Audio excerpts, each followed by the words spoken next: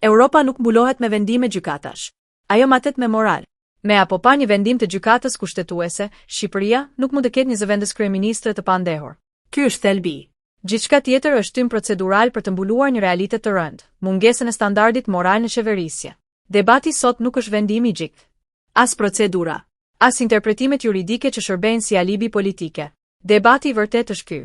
Si mund të qëndrojë në detyrë një zyrtare e lartë që ndan para publike me mesazhe nga shtëpia?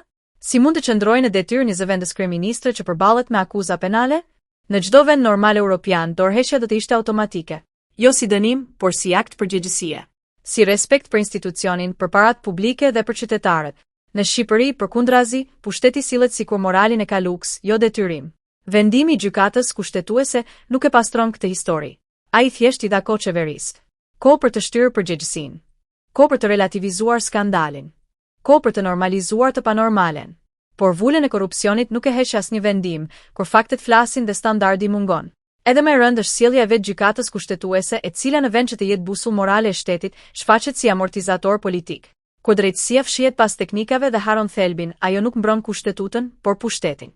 Qeveria sot përdor integrimin europian si mburoj propagande, flet për Europën ndërsa sillet si republikë klienteliste, përmend standarde ndërsa mbron të pandehur, reciton reforma ndërsa shpërndan para publike me sës.